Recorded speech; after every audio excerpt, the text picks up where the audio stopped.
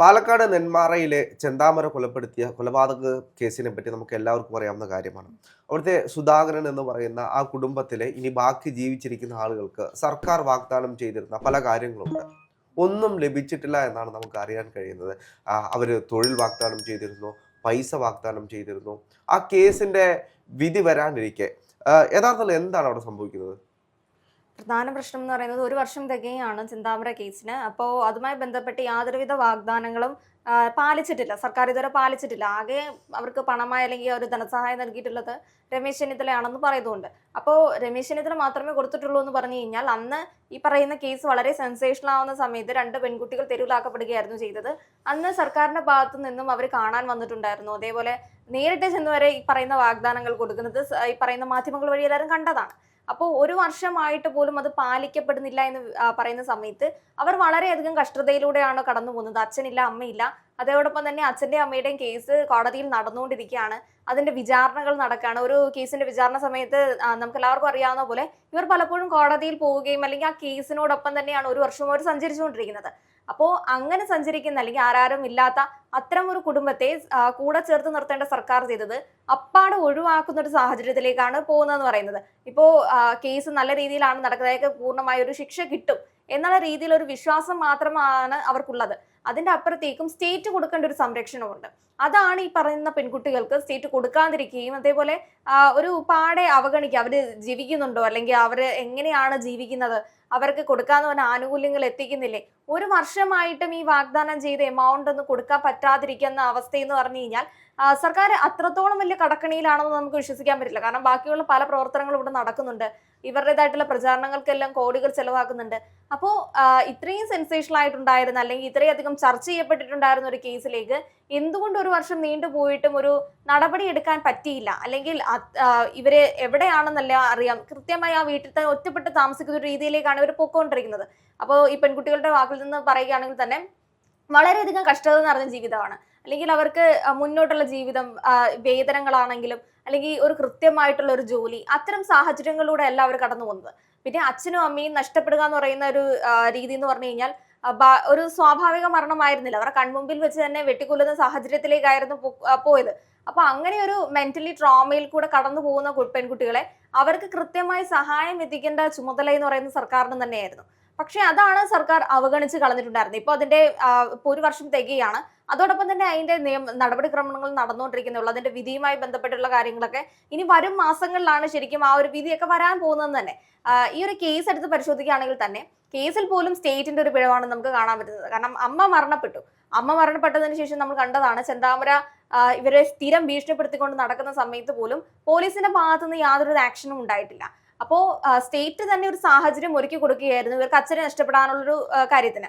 അപ്പൊ അന്ന് ഒരുപാട് ചർച്ച ചെയ്തൊരു കാര്യമാണ് എന്തുകൊണ്ട് അയാളെ അന്ന് അറസ്റ്റ് ചെയ്തില്ല, അല്ലെങ്കിൽ ഒരു വധഭീഷണി ഉണ്ടായിരുന്ന ഒരു VIP ആയിരുന്നുവെങ്കിൽ ഉറപ്പായിട്ടും പ്രൊട്ടക്ഷൻ കൊടുത്തിട്ടുണ്ടായിരുന്നേനെ. ഇവർ പലപ്പോഴും പ്രൊട്ടക്ഷൻ ആവശ്യപ്പെട്ടിട്ട് പോലും ഇവർക്ക് കൊടുത്തിട്ടുണ്ടായിരുന്നില്ല. അതേപോലെ അവിടുത്തെ പോലീസ് ഓഫീസേഴ്സ് ചെന്താമരയുമായിട്ട് അടുത്ത സൗഹൃദ ബന്ധമുള്ള ആൾക്കാരായിരുന്നു. ചെന്താമരയുടെ ഒളിവിൽ പോകുന്ന സാഹചര്യങ്ങളൊക്കെ നമ്മൾ കണ്ടിട്ടുണ്ടായിരുന്നു. അത്രയും ഒരു റൂറൽ ആയിട്ടുള്ള ഒരു ഏരിയയിൽ ചെന്താമര ഇത്ര ഒരു കൃത്യം കഴിഞ്ഞിട്ട് അയാൾ സുഖമായിട്ട് അവിടെ നിന്ന് രക്ഷപ്പെടുന്നു. അതിനുശേഷം വൻ സേനകളൊക്കെ വന്ന് അയാളെ തപ്പിക്കൊണ്ടിരിക്കുകയാണ്. അപ്പോൾ അങ്ങനെ സ്റ്റേറ്റിന്റെ പൂർണ്ണമായിട്ടൊരു പിഴവ് കൊണ്ടുണ്ടായ ഒരു കേസായിരുന്നു ചെന്താമര കേസ് എന്ന് പറയുന്നത്. അപ്പൊ അതിന്റെ നാൾവഴികൾ എടുത്ത് നോക്കുകയാണെങ്കിൽ തന്നെ അതാണ് ഉണ്ടായിട്ടുള്ളത്. അപ്പോൾ അന്ന് സർക്കാരിന് ഇത് ഡിഫെൻഡ് ചെയ്തെന്ന് വെച്ചാൽ ഞങ്ങള് ഇവർക്കൊപ്പമാണുള്ളത്, ഞങ്ങൾ ഇവർക്കൊപ്പമുണ്ട്, കേസ് വഴികളാണെങ്കിൽ അല്ലെങ്കിൽ വാഗ്ദാനങ്ങളാണെങ്കിലും നല്ല ജോലികൾ വാഗ്ദാനം ചെയ്തിട്ടുണ്ടായിരുന്നു, ഇനി ഞങ്ങളാണ് നോക്കാൻ പോകുന്നത്. ഇങ്ങനെയൊക്കെ മോഹ വാഗ്ദാനങ്ങൾ നൽകുക മാത്രമാണ് സർക്കാർ ചെയ്തിട്ടുള്ളത്.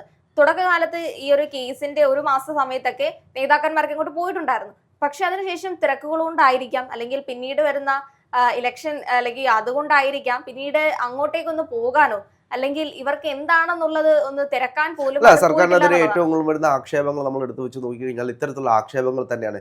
ഇത്തരത്തിൽ ഓരോ വിഷയങ്ങൾ ഉണ്ടാകുമ്പോഴും സർക്കാർ ഓരോ ധനസഹായങ്ങളും മറ്റു സഹായങ്ങളും സർക്കാർ പറയും. പക്ഷെ ഇതൊന്നും പ്രാവർത്തികമാക്കാൻ സർക്കാരിനെ കൊണ്ട് കഴിയുന്നില്ല എന്നതൊരു യാഥാർത്ഥ്യമാണ്.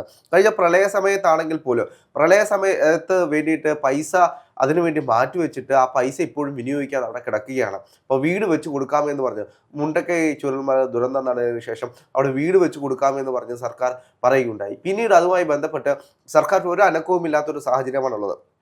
ഇപ്പോൾ നിലവിൽ പ്രളയമാണെങ്കിലും സുനാമി ആണെങ്കിലും ആ കാലഘട്ടം തൊട്ടുള്ള പല വിഷയങ്ങളും സർക്കാർ കണ്ണും കെട്ടി പൂട്ടിയിരിക്കുകയാണ്. അതിന് പ്രധാനപ്പെട്ട കാരണം എന്ന് വെച്ച് കഴിഞ്ഞാൽ സർക്കാരിൻ്റെ കയ്യിൽ പണമില്ല. പണം ഉണ്ടെങ്കിൽ തന്നെ അത് ചെലവാക്കാൻ സർക്കാരിന് മനസ്സില്ല എന്നതാണ് ഒരു യാഥാർത്ഥ്യം. ഇപ്പോൾ ഈ ഒരു വിഷയത്തിലേക്ക് തന്നെ വരികയാണെങ്കിൽ പോലും ചെന്താമരയുടെ വിഷയം അത്രത്തോളം സെൻസേഷണൽ ഒരു വിഷയമാണ്.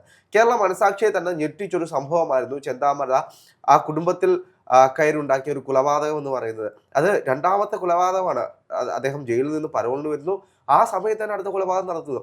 അപ്പോൾ അത് കണ്ടു നിന്ന ആ കുടുംബത്തിലെ 2 മക്കൾ, ആ 2 മക്കൾക്ക് തൊഴിൽ കൊടുക്കാം അല്ലെങ്കിൽ സാമ്പത്തിക സഹായം ചെയ്യാം എന്നുള്ള എല്ലാ വാഗ്ദാനങ്ങളും നൽകിയതിനു ശേഷം അപ്പാടെ ആ കുടുംബത്തെ മറന്നുപോകുന്നത് നമ്മൾ കണ്ടതാണ്. അതേപോലെ തന്നെയായിരുന്നു ഇടയ്ക്ക് വെച്ച് 2 പയ്യന്മാരുടെ കാര്യം നമ്മൾ കണ്ടത്. ആ പയ്യന്മാര് വീട് ജപ്തിയാകുന്നൊരു സാഹചര്യം ഉണ്ടായി. അമ്മയും അച്ഛനും തീ കൊളുത്തി ആത്മഹത്യ ചെയ്യുന്നു. പിന്നീട് അതായത് ആ കുഴിമാടം വെട്ടാൻ വേണ്ടിയിട്ട് മകൻ തന്നെ വന്ന് കുഴിമാടം വെട്ടുന്ന ഒരു സാഹചര്യമെല്ലാം നമ്മൾ കണ്ടതാണ്.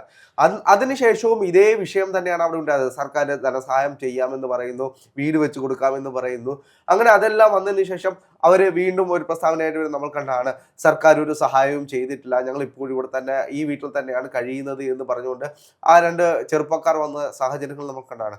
അപ്പം ഇതുപോലെ തന്നെ പല വിഷയങ്ങൾ, ഇപ്പോൾ പ്രളയമാണെങ്കിൽ പോലും കോവിഡ് സമയത്ത് പറഞ്ഞിട്ടുള്ള പല കാര്യങ്ങളും, അപ്പോൾ ഇതെല്ലാം വെറും വാഗ്ദാനങ്ങൾ മാത്രമായി മാറുന്നതാണ് കഴിഞ്ഞ 5 കൊല്ലമായിട്ട് ഇടതുപക്ഷ സർക്കാരിൻ്റെ ഈ ഭരണത്തിൽ നമുക്ക് കാണാൻ കഴിയുന്നത്. അത് ഇടതുപക്ഷത്തിന്റെ മാത്രം ഒരു പ്രശ്നമായിട്ട് നമുക്ക് കണക്കാക്കാൻ പറ്റില്ല. കോവിഡ് ടൈമിന്റെ കാര്യങ്ങളാണെങ്കിലും ഇതിനു മുൻപത്തെ സർക്കാരിന്റെ കാര്യങ്ങളാണെങ്കിലും വാഗ്ദാനങ്ങൾ എല്ലായിടത്തും പൂർണ്ണമായിട്ടൊന്നും സാധ്യമായിട്ടില്ല. എന്താ വെച്ചാൽ എങ്ങും ഒരു വാഗ്ദാനവും നടത്തി കൊടുത്തിട്ടില്ല എന്നല്ല, പക്ഷെ പല വാഗ്ദാനങ്ങളും പല സർക്കാരിന്റെ കാലത്തും പൂർണ്ണമായിരുന്നില്ല എന്നുള്ള ഒരു സത്യാവസ്ഥ തന്നെയാണ്. ഇപ്പോൾ രക്തസാക്ഷിയാക്കപ്പെട്ട ആൾക്കാരാണെങ്കിലും സ്വന്തം പാർട്ടിയിൽ മരിച്ചിട്ടുള്ള ആൾക്കാരാണെങ്കിലും അതിൽ തന്നെ മിക്ക ആൾക്കാരെ സഹായിച്ചിട്ടുണ്ട്, അവരോടൊപ്പം നിന്നിട്ടുണ്ട്. പക്ഷെ അതിൽ കൂടുതലും ഒറ്റപ്പെട്ടു പോയ സംഭവങ്ങൾ ഒരുപാട് ഉണ്ടായിട്ടുണ്ട്. ഇപ്പൊ ചെന്താമരയുടെ കേസിലാണെങ്കിൽ തന്നെ ഈ 5 വർഷത്തിനിടയിൽ ചെന്താമരയുടെ മാത്രം കേസുകളല്ല, ഇതിനകത്ത് തന്നെ ഒരുപാട് കേസുകൾ റിപ്പോർട്ട് ചെയ്തിട്ടുണ്ടായിരുന്നു. ആ കേസുകളിലൊക്കെ സർക്കാർ സ്റ്റേറ്റിന്റെ ഭാഗമായിട്ടുള്ള പിഴവുകൾ അല്ലെങ്കിൽ സ്റ്റേറ്റിനെ ഒരു മുൾമുനയിൽ നിർത്തുന്ന പ്രശ്നങ്ങളാണെങ്കിൽ സ്റ്റേറ്റ് തന്നെ വന്ന് കൃത്യമായി അതിനെ പ്രതികരിച്ചിട്ടുണ്ടായിരുന്നു. അതൊരു ഒറ്റപ്പെട്ട സംഭവമാണെന്ന് പറഞ്ഞിട്ടുണ്ടായിരുന്നു, ഞങ്ങൾ ഒപ്പം നിൽക്കുന്നതെന്ന് പറഞ്ഞിട്ടുണ്ടായിരുന്നു. പക്ഷെ അതൊരു പൂർണ്ണമായിട്ടുള്ള ഒരു നടപടിയിലേക്കോ അല്ലെങ്കിൽ അത് സഹായിക്കാൻ വേണ്ടിയിട്ടാണ് പറയുന്നത്, ഒരു വാക്കാൽ പറഞ്ഞ് ആ ഒരു പ്രശ്നത്തെ തള്ളിക്കളയുന്ന അവസ്ഥയിലേക്ക് കൊണ്ടുപോകുന്നതെന്ന് പറയുന്നത് അതൊരു കൃത്യമായിട്ടൊരു തോൽവി തന്നെയാണ് സ്റ്റേറ്റിൻ്റെത്. ഇപ്പോൾ ചെന്താമരയുടെ കേസാണെങ്കിലും ഇനി അയാളുടെ വിധിക്ക് വേണ്ടിയിട്ടാണ് കാത്തിരിക്കുന്നത്. അപ്പോൾ ആ വിധി വന്നതിന് ശേഷമാണെങ്കിൽ പോലും ഇതിന്റെ ഇനിയിപ്പോൾ അപ്പീല് അത് ആ വിധി പൂർണ്ണമായില്ല എങ്കിൽ ഈ ആ കുടുംബം എന്ന് പറയുന്നത് ആ 2 പെൺകുട്ടികൾ മാത്രമാണ്. അപ്പോൾ അവർ വീണ്ടും അപ്പീലിന് പോകുന്ന സമയത്താണെങ്കിലും അത് കൂടെ നിൽക്കുന്ന സ്റ്റേറ്റിന്റെ റെസ്പോൺസിബിലിറ്റിയാണ്. അപ്പോൾ ഇത്തരം ഒരു കേസ് വീണ്ടും അല്ലെങ്കിൽ ഇത് വീണ്ടും ഒരു ചർച്ചാ വിഷയമായ സമയത്ത് മേ ബി സ്റ്റേറ്റ് അതിൽ ഇടപെടാനൊരു ചാൻസ് കൂടെ ഉണ്ട്. ഇപ്പോൾ അത് പൂർണ്ണമാവാൻ അല്ലെങ്കിൽ അത് തന്നെയാണ് നമ്മൾ ആഗ്രഹിക്കുന്നതും. വാഗ്ദാനങ്ങളൊക്കെ നടപ്പാക്കി തന്നെ കൊടുക്കട്ടെ, അത് ഉപയോഗം ഉണ്ടാകാൻ പോകുന്നത് ആ കുടുംബത്തിന് തന്നെയായിരിക്കും.